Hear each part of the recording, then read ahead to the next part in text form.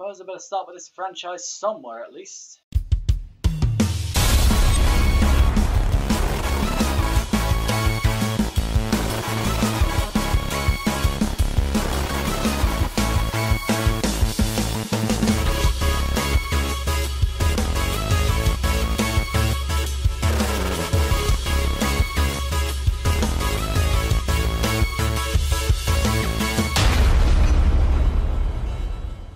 Hello YouTube, I'm Darkest101 and It's time to do!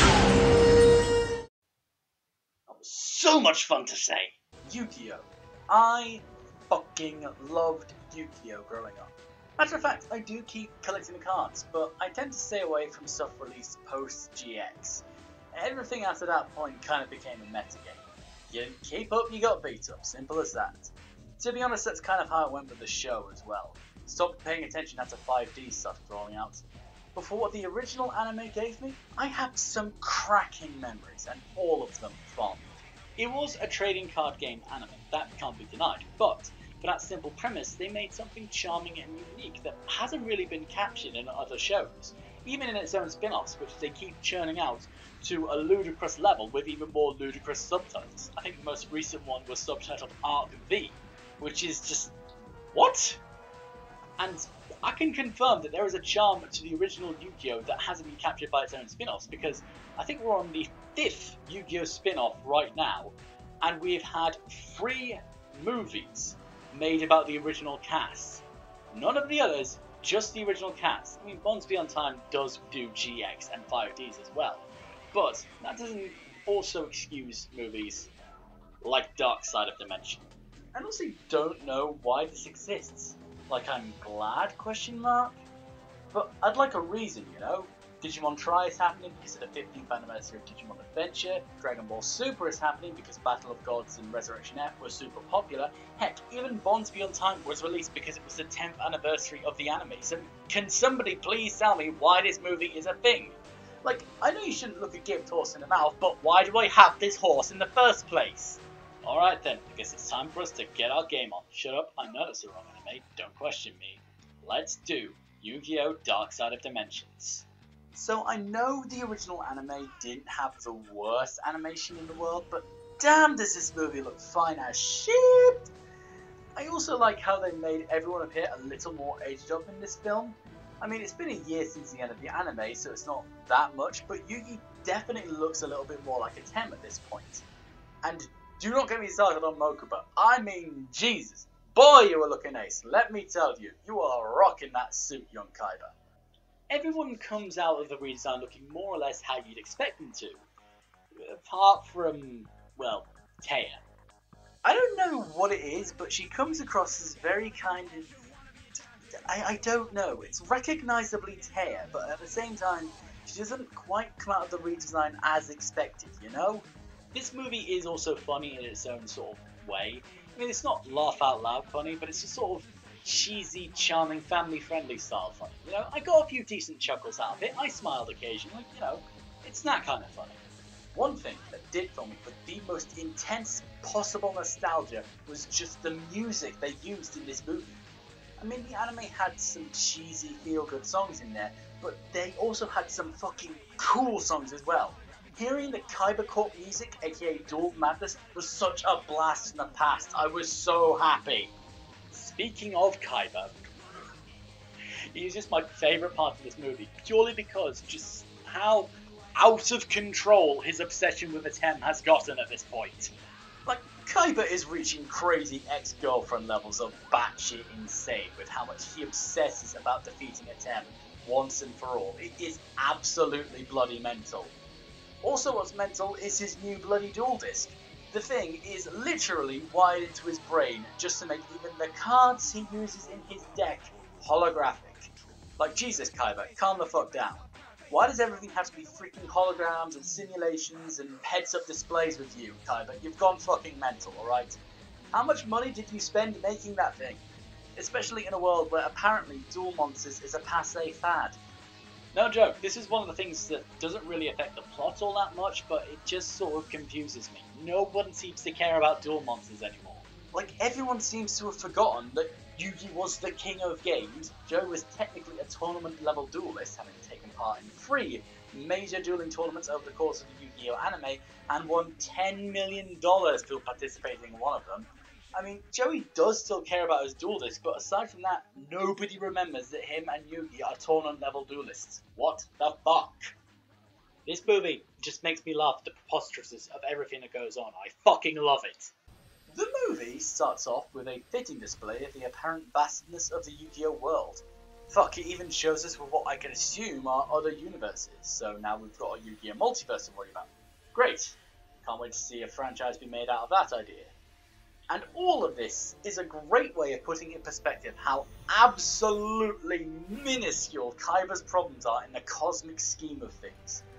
It also serves as perhaps the most blatant show of just how fucking insane Kaiba has become. He has a space station attached to a space elevator, right, in the shape of his company's logo.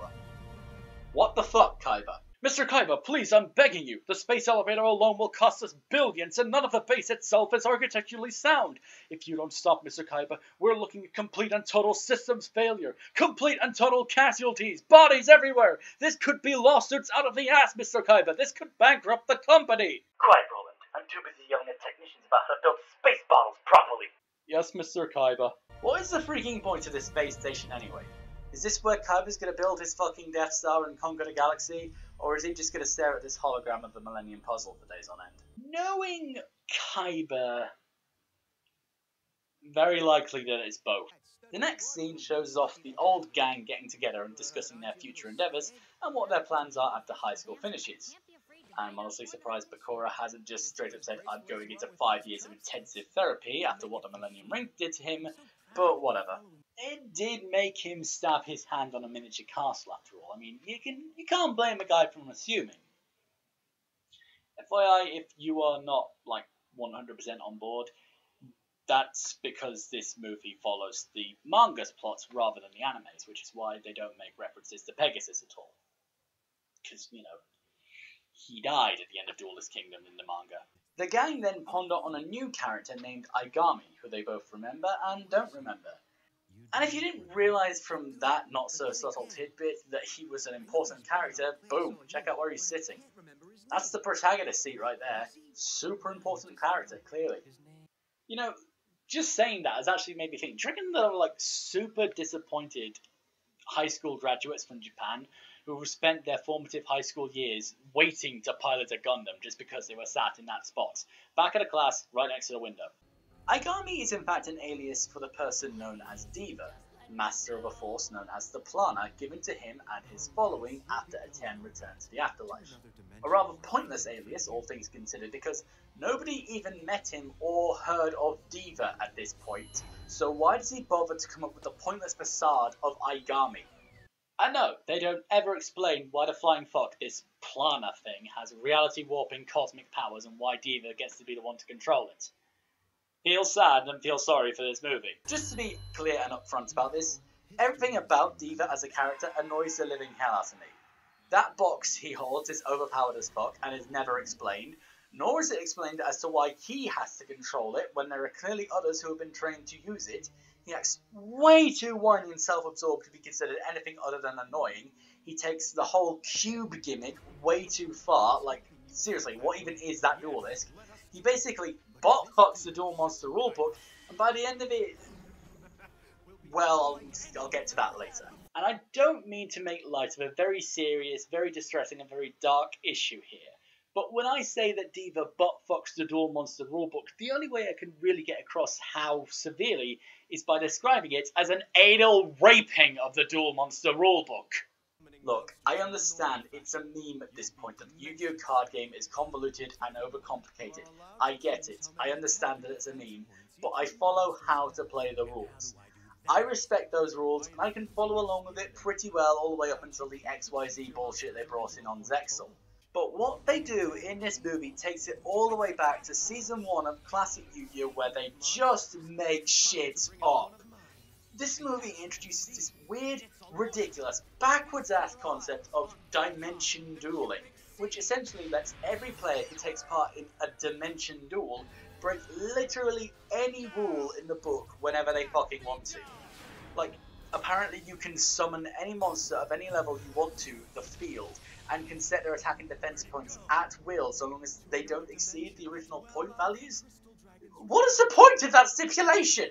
Essentially, what Dimension Dueling does is take the framing device of the card game as a strategic battle between two monster armies, a very cool framing device, I might add, and just basically turns it into a Godzilla simulator with two monsters just basically punching the crap out of each other. Strategy literally becomes meaningless in a Dimension Duel, because why the fuck would you not have your monsters' attack points at their absolute maximum? I mean, it doesn't make sense. It doesn't make any sense, and the stipulation is bullshit.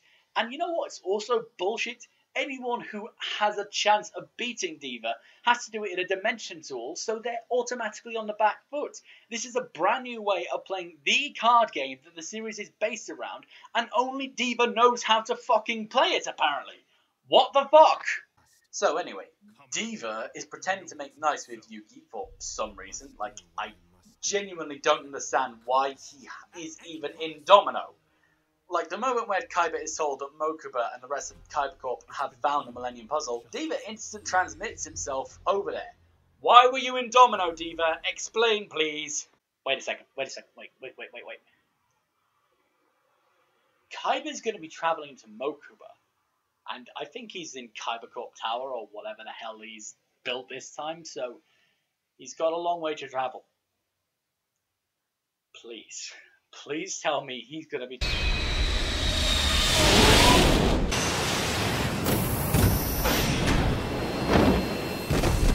Hallelujah! Praise Jesus! It's still fucking canon! Oh my god, Kaiba, how do you not see you're a giant infant? Like, I know he's built a giant fucking space station in the shape of his logo, but oh my god, Kaiba, how do you not see that your obsession with dual monsters has gone a teensy bit too far? Then again, he does have a dual disc wired into his fucking head, so maybe this isn't what I should be worried about. Diva then rocks up as Kaiba is trying to take the puzzle away, and oh my god, Jesus fucking Christ, that's a visible gun right there. Wait, have 4Kids lost all the dubbing rights to Yu-Gi-Oh's? What the fuck is this? Diva then shows us he is straight up just a legitimate sociopath with no sense of morality or mercy, and uses his magic box to drive Kaiba's goons away. You know, he could have just turned their guns into flowers or something, because that box has limitless reality-warping powers, apparently. But no, he just did a straight-up Bakura. Killed them all. Look, I don't know if this guy was handled better in the Japanese dub, guys. I really don't, but from what I've seen of the English dub, he's really fucking stupid. I mean, I get that he's meant to be interpreted as this sort of Magneto, Light Yagami love child. I get that. Being all punishing of the evil souls and we are the next evolution of man. But honestly, he is just a fucking dick. Like, there's nothing redeemable about this character so far. He's not likable, his motivations make no sense, he punishes people for like the most minor of crimes, and he's written with almost OC level of power, and honestly, I mean it when I say I have honestly read fucking fanfiction that makes more sense than Diva does in this movie, alright? Okay, and we're not talking about the creme de la creme fanfiction, you know, the magnum opus, 100,000 words, 27 chapters, amazing fanfictions you get on fucking fanfiction.net or Archive of Our Own, alright? We're talking about the weird section of fanfiction.net. We're talking the grammatically incorrect lemon fanfictions where fucking Cyrus ends up nailing Alexa for some reason. That makes more sense than Diva. It is at this point I must mention Kaiba has straight up become a technology god.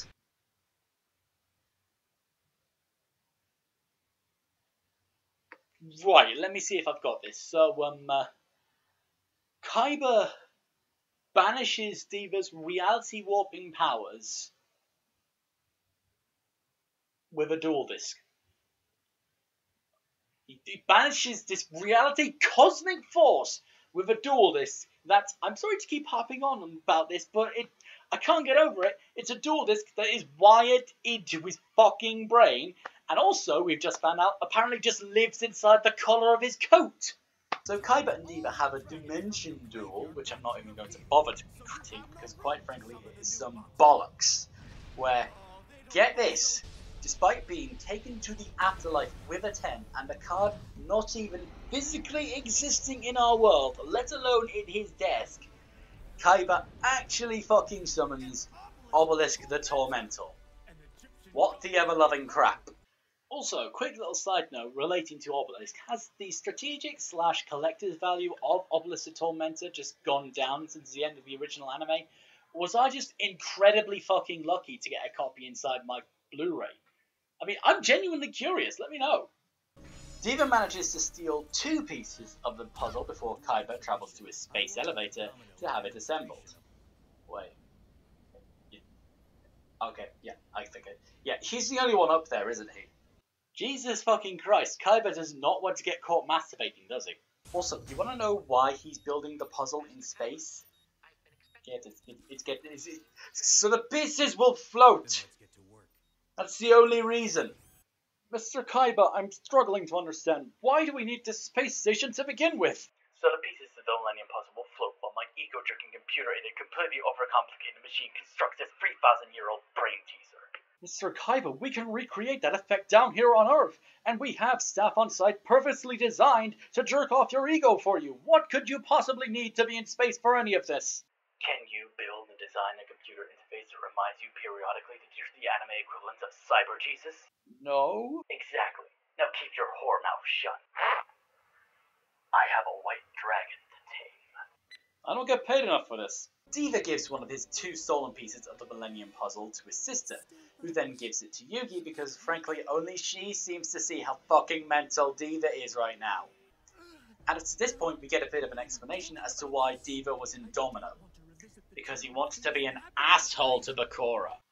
Jesus fucking Christ, it's not bad enough that he gets possessed by an ancient evil Egyptian spirit, but now people are coming after him to get even with said spirit?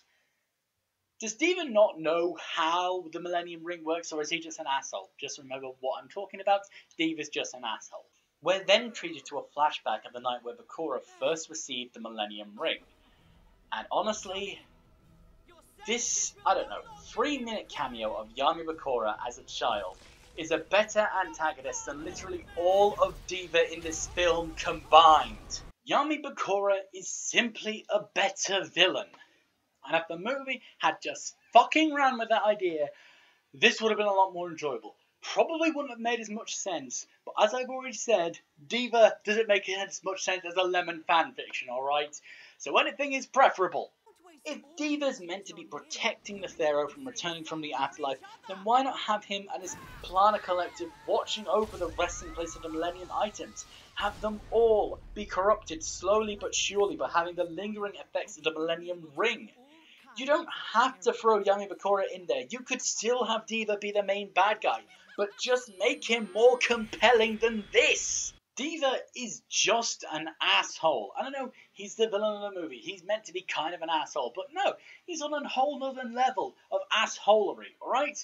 I mean, he sends Joey to another dimension for helping Bakura, who Diva is forcing to relive perhaps the most traumatizing memory of his life. And Diva acts like Joey is the prick. No, sir. Diva, you are, in fact, and I don't use this word in a review that often, a One of Diva's Plana friends then shows up with the Millennium Ring, and that has apparently turned him evil. Which, was the idea I had from earlier, which would make these villains just that little bit more credible. Of course, the ring doesn't like him, and it just blasts him and Bakura to the Shadow Realm? Maybe? Look, I don't fucking know, alright? This movie's stupid. Diva then gets legitimately kidnapped by Kaiba. Kaiba challenges Yugi to a duel for the puzzle piece he somehow knows Yugi has. And Joey comes back thanks to Yu-Gi-Oh's one constant Deus Ex Machina. Friendship. All of this leading up to a 3-way tournament to reassemble the Millennium Puzzle and save Bakura. And we kick it off with another fucking Dimension duel. I fucking hate this concept. It makes no sense. It is a cheap substitute for the Shadow Realm. I don't even think anybody loses their soul in the Dimension duel, and it just pisses me the fuck off. Also, something that kind of annoys me about this movie is the fact that they don't explain certain card effects. I mean, I'm thankful for that in some regards. I mean, I would fucking kill myself if I had to hear someone explain the effect of Pot of Greed or Negate Attack again. But some of the newer cards that have been added to the game in new spin-offs or even into the game just for the sake of Yu-Gi-Oh! I would have loved to hear an actual effect of what they do, so instead of having to fucking look them up online, alright? It would have helped, that's all I'm saying. So I'm just going to skip Yugi and Diva's duel. Yugi wins and we get an actual fucking duel between Yugi and Kaiba. And oh my god, it's so good. I'm pretty sure some rules get bent and maybe one or two get broken, but it's simply a great display of new cards being put to use in a good traditional Yu-Gi-Oh style duel between two duelists who honestly should have played against each other more in the anime. 3 times. They duel each other 3 times in the fucking anime. What the fuck? During the middle of their duel, after a pretty badass exchange between Gandora and Deep Eyes, yes, there is now a Deep Eyes White Dragon, Yugi concedes and places the final piece of the Millennium Puzzle into the assembly. To no effect. Yugi finally coming to terms with the fact that the Pharaoh is gone. Kaiba forces them to keep dueling, however, because, Psycho Stalker X. Meanwhile, Diva, stumbling through some weird sandscape, finds the Millennium Ring. The thing that potentially killed his friend and definitely fucked up his life, and thinks, this'd be a great fucking thing to pick up! I fucking hate this character with the burning intensity of 1,000 goddamn suns. Fucking darts was more compelling! Before Yugi can win his duel with Kaiba, Diva interrupts them, having been consumed with the dark power of the Millennium Ring, which, combined with the power of the planet itself, is now causing the world to end. Also, Diva now looks like some third-rate Mighty Morphin Power Ranger monster. Well, he does. Can't say that he doesn't. So Yugi and Kaiba, of course, have to tag team Diva, who, just to one-up his Dimension Monster dueling bollocks, decides he has to add a dark to every monster name. Just to reinforce the fact that he's now a really bad guy. Because, Diva was a paragon of goodness before this. As is the way with most of these duels, Kaiba gets taken out first and offers Yugi that seminal help he needs in order to win. Which I wish I could say he did without the Pharaoh coming back. I feel Atem coming back was a huge misstep for the movie, for a number of different reasons. One, it completely undoes all the character development Yugi just did about accepting the Pharaoh not being in his life, about the fact he can't come back. That's number one. Number two, it completely undoes the entire end of the anime. The character development Yugi went through in that final duel between Yugi and Atem. That was all about Yugi learning to stand on his own, and the Pharaoh coming back to save his ass in the first time he has to save the world by himself, completely undermines that entire fucking message. And I know that they say the power of the planet can only be undone when the Pharaoh returns, alright? I understand that. But the way I see that as more of a prophecy rather than a set list of instructions. And as we know, prophecies are malleable. They are open to interpretation. So it didn't have to be a literal return of the Pharaoh coming back from the afterlife to save the world. No, it just had to be a metaphorical standpoint. Yugi finally stepping out of the Pharaoh's shadow and becoming a hero in his own right. That would have been so much more preferable. So the Pharaoh returns to help Yugi win the duel, which he does with bullshit main character powers, so I'm assuming. The planet gets destroyed, Diva and his friends are all saved, because apparently they deserved a happy ending too, and Yugi and the others wave Taya off as she goes off to some foreign dance school. Hey look, Duke's there too! Why? What did you contribute to this movie other than ice cream, Duke Devlin? Why'd you here? And Kaiba? You ain't even ready for this. Kaiba uses Diva's cube and the Millennium Puzzle to turn his space elevator into a tunnel that sends him into the Pharaoh's afterlife so that they can duel. No. Yeah, I'm just calling it right now. Kaiba's fucking dead, alright? He plowed his space elevator into the fucking dirt. He is dead. Headline news tomorrow. Billionaire genius plows space elevator into ground for sake of card game. That is a bold way to end a Yu-Gi-Oh film. This was such a blast to watch as a fan of the original anime. It was cheesy in all the right ways that the original show was cheesy, and felt like a longer episode from the series. It was all good. The voice acting, the music. What annoys me most about the film though is its villain. Diva is a weak and frustratingly awkward villain, and with how much the film tries to make me sympathise with the guy, I just come out the other side hating his fucking guts. If they'd gone balls deep and just had Yami Bakura be the bad guy again, that would have been preferable. Wouldn't have made sense, but it would have been preferable. As it stands, this movie is a good time if you're a fan of the anime or just a fan of the card game, but it doesn't change the fact you will have to turn your brain off to kind of enjoy this and appreciate it properly. If the villains didn't grab you, like me, then chances are you'll just be pleased to see the original cast of Yu-Gi-Oh! Get back together and have fun again. I mean, this isn't a bad movie, but it's not an objectively great one either. But all in all, I feel confident getting Dark-Sided Dimensions a dark rating of 59. You really hate dragons, don't you? Well, I hope you guys enjoyed this review of Yu-Gi-Oh! Dark-Sided Dimensions. If you have a suggestion for a future review, please leave it in the comment section below. And as always, I've been Darkest101. You have been watching Darkest101 Reviews. Thanks for watching. Good night, YouTube.